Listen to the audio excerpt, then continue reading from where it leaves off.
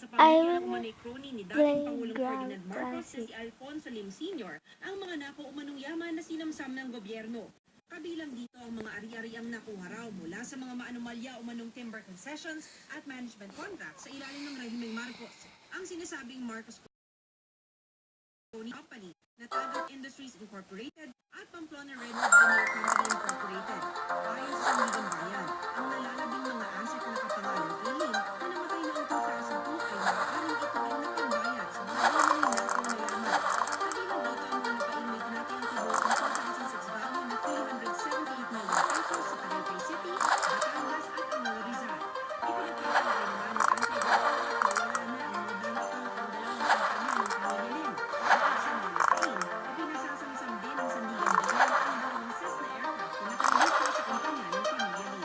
Ang dalawang aircraft ito ay hindi na pinalilipad at nakatenga sa Manila Domestic Airport simula noong 1994. Dating pinagdating Pangulong Marcos, dating First Lady Imelda Marcos, ngayon, defendant din sa kaso sina Alfonso Lim Jr., Sharon Peña, ang Tagat Industries Incorporated, Pamplona Redwood Veneers Incorporated, Southern Plywood Corporation, Western Cagayan Lumber Company, Veterans Holdings Incorporated, Sherman Wood Industries Incorporated, at Capital Philippines Wood Industries Incorporated. Ayon sa Mindanao, ipinapalapit ng PCGG ang mahigit 200 piraso ng water jewelry collection na kinumpiska ng gobyerno. Ayon kay PCGG Commissioner Andrew De Castro, kinumpiska nila ngayon ang nasa 200 mga ahong mga painting ng pamilya Pinubukan ng GMA News na hingi ng reaksyon sa Ilocos Norte Governor Amy Marcos, pero tumanggi siyang magbigay ng pahayag. Ayon sa kanyang staff, bukas pa raw maglalabas ng opisyal na pahayag ang pamilya Marcos. Wala rin sagot sa amin si Senador Nandong Marcos. Sinusubukan na namin turuan ng aksyon ang pamilya Lim. Mike Gonzalez, GMA News. Posible ang umabot sa 10 milyon ang sasali sa prosesyon ng itim na pang Nazareno sa Sabado. Mas marami raw ang sasanang mga deboto ngayon dahil weekend, isang sa gawa ng prosesyon. Kanina, nag-report si Dating Tungkol.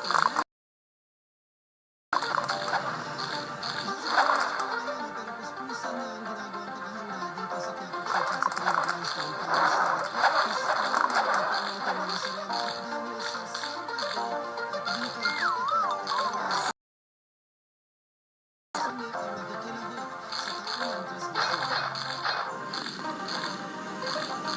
Marami pabili ng paghahanda sa paligid ng Quiapo Church. May nagpipintura na at mga tauhan ng DPWH na nagtutulong ng mga buta sa kalsada hindi lang sa paligid ng simbahan ng Quiapo, kundi maging sa kabuuan ruta ng prosesyon. Lalo na pagkakagawa sa ruta ngayong taon, ito pa rin ang MacArthur Bridge at Escuelta. Mula Quirino Grandstand, kaliwa sa Katigbak Drive, via Padre Burgos, kaliwa sa Taft, tawid James Bridge. Piñas, kanan sa Plaza Santa Cruz, kaliwa sa Carlos Calao, tawid sa ilalim ng bridge. Kaliwa sa Quezon Bridge, kanan sa Arlegui, kanan sa Paternal, kanan sa Vergara, kaliwa sa Duque de Alba, kaliwa sa Castilledos, kaliwa sa Parnesio, kanan sa Arlegui, kaliwa sa Nepomuceno, kaliwa sa Aguila, kanan sa Carcer, kanan Hidalgo via Plaza del Carmen, kaliwa sa Bilibid Blanco via G. Puyat, kaliwa sa Guzman, kanan muli sa Hidalgo, kaliwa sa Barbosa, kanan sa Globo de Oro, ilalim ulit ng Quezon Bridge, kanan sa Palanca, kanan sa Villalobos, papuntang Plaza Miranda. Ayon kay Monsignor Armando Coronel ng Maya Basilica of the Black Nazarene, dahil Sabado magaganap ang sa dinanilaan ng Santo Pablo, kaya Biyernes pa lang ng umaga nagpapahalik si Pangulong sa sambatang gabi sa pangunguna ni Manila Archbishop Luis Antonio Tagle. Sabi ko sa kanila, kasi yung safety nila. Kasi kung simula siya nakakatapos, doon lang talaga kailangan hiray-hiray lang basta lang makapasok ng maayos kasi walang kasi tulakan talaga eh. Ang Manila Police District, puspuso na raw ang paghahanda lalo pat maaaring abutin nila hanggang 10 milyon ang posibleng makibahagi sa prosesyon.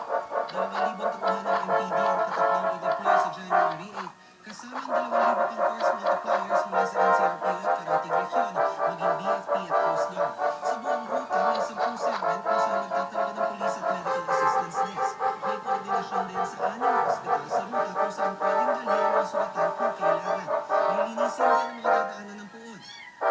January 7 sa replica procession at mula umaga ng January 8, pumunta sa mga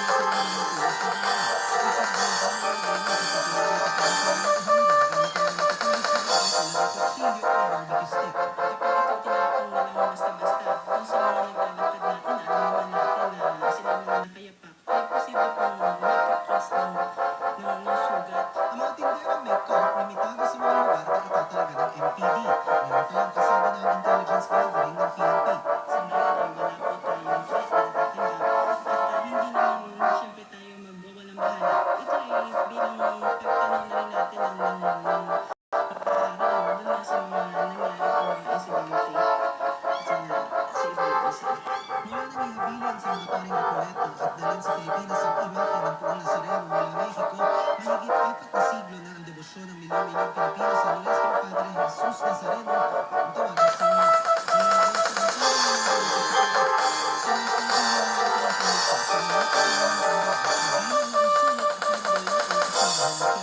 Noong